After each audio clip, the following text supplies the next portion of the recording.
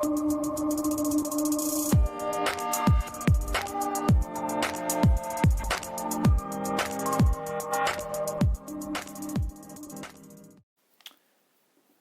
so question 1 on simple interest.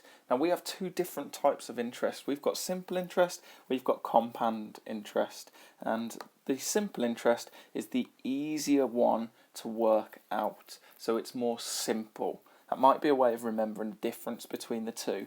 So we know he has got £300 in his savings. He's going to get 5% simple interest per annum. Annum just means every year. So we need to work out what 5% of £300 is.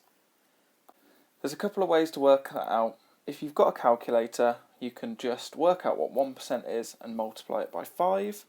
Or if it was a non-calculator, you could work out what 10% is by dividing by 10, then half it to get 5%. So I now know that 5% is £15. He is going to get £15 after every year. And he's in there, and his money is in there for 3 years. So 3 years, each year he gets £15.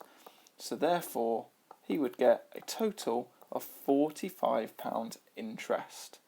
Just read the question very carefully here. Sometimes it will ask for the interest, sometimes it will ask for the total amount in his bank account. Question 2, again, very similar.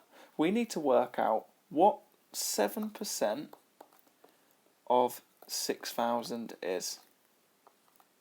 So if we work out what 1% is by dividing by 100, we get 60. We can then multiply that answer of 60 by 7 to get what 7% is. So this is equal to £420. So every year he will owe an extra £420 back. If he pays it back at the end of the 10 years, he will need to pay back 10 lots of this £420 interest, which is £4,200. So that is the total interest he'll need to pay back. However, he also has to pay back the 6,000 that he borrowed. So here we just need to combine our 6,000, the amount he borrowed, plus the interest to get our final answer of £10,200. Question 3, this one's a bit of a reverse interest. So we know it's in the bank for 2 years. Therefore, each year he must get £20 interest, because it's £40 for 2 years, so for each 1 year it must be £20, half of that amount. So to work out what the simple interest rate is, we just need to do the amount of interest he got in 1 year divided by the amount of money he had in there, so 20 divided by 500, and if you multiply that by 100 it will give you your percentage, which in this case is 4%. Our next question, he invested some money in his bank. He agreed a simple interest rate of 3% per year for 2 years.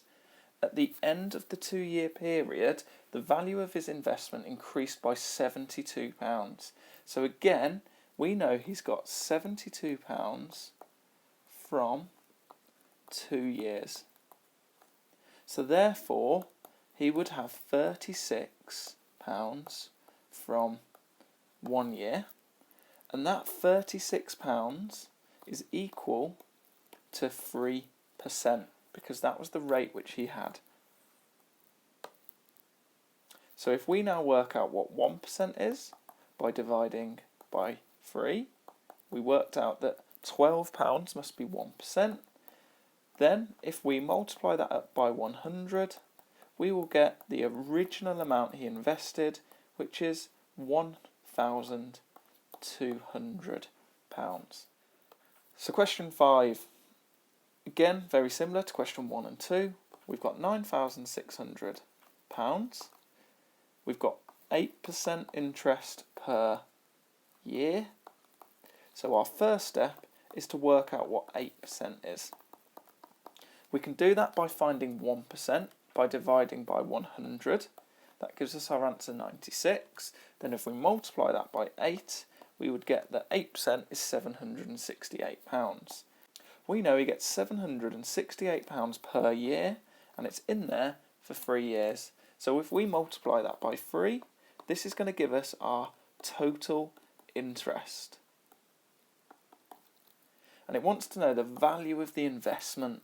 So therefore we need to include the starting price of the investment, so the 9,600, plus that interest which he has received. That will then give you the final value of the investment, which is £11,904.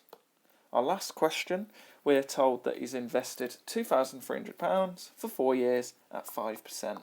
So again, I'm going to do this without a calculator. I'm going to work out what 10% is by dividing by 10. I can half that to find what 5% is, which is 115. I now know it's in there for 4 years, so I need to multiply that 115 by 4 to get my £460. I then read the question carefully. It just wants to know the total interest, so I've done that, £460.